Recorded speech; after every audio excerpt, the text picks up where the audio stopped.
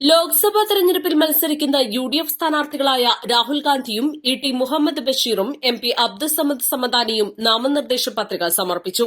Rahul Gandhi Wayanad കളക്ടറേറ്റിലും ഇ.ടി. Muhammad Basheer, MP. Abdussamad Samadani എന്നിവർ മലപ്പുറം കളക്ടറേറ്റിലും എത്തിയാണ് വരണാധികാരികൾക്ക് മുൻപാകെ പത്രികാ സമർപ്പണം നടത്തിയത്. രാവിലെ 11:15 കൽപ്പറ്റ പുതിയ ബസ് സ്റ്റാൻഡ് പരിസരത്ത് നിന്നും ആരംഭിച്ച റോഡ് ഷോ സമാപിച്ച ശേഷമാണ് രാഹുൽ ഗാന്ധി വയനാട് മണ്ഡലത്തിൽ പത്രിക സമർപ്പിച്ചത്.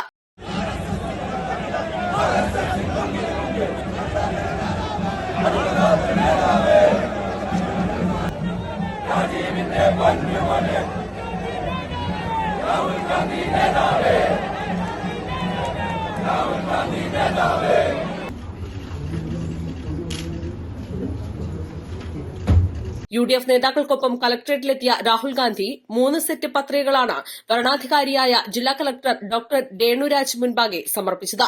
എഐസിസി ജനറൽ സെക്രട്ടറിമാരായ പ്രിയങ്ക ഗാന്ധി, കെ.സി. വേണുഗോപാൽ, പാർലമെന്റ് മണ്ഡലം തെരഞ്ഞെടുപ്പ് committee chairman Abbas Ali Shihab Thangal, DCC president എൻ.ഡി. അപ്പച്ചൻ തുടങ്ങിയവരാണ് പത്രികാ സമർപ്പണ വേളയിൽ രാഹുലിനൊപ്പമുണ്ടായിരുന്നത്.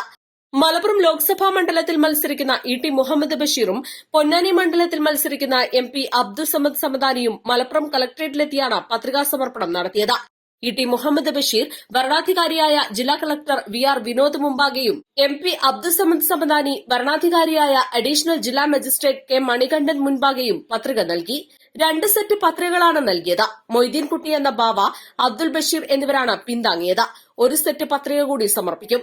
യു.ഡി.എഫ് നേതാക്കൾക്കും പ്രവർത്തകർക്കുമൊപ്പം പ്രകടനമായി എത്തിയാണ് ഇരുവരും പത്രികാ സമർപ്പണം നടത്തിയത്. KPCC secretary KP. Abdul Majeed, Muslim League സംസ്ഥാന general secretary PMA. Salam, Muslim League ജില്ലാ സെക്രട്ടറി പി. അബ്ദുൾ ഹമീദ്, എം.എൽ.എമാരായ advocate UL. Latheef, TV. Ibrahim, P. Ubaidullah, Manjalamkuzhi Ali, advocate N. Shamsuddin, മറ്റ് യു.ഡി.എഫ് നേതാക്കൾ എന്നിവരാണ് സ്ഥാനാർത്ഥികൾക്കൊപ്പം ഉണ്ടായിരുന്നത്. East Live, Malappuram.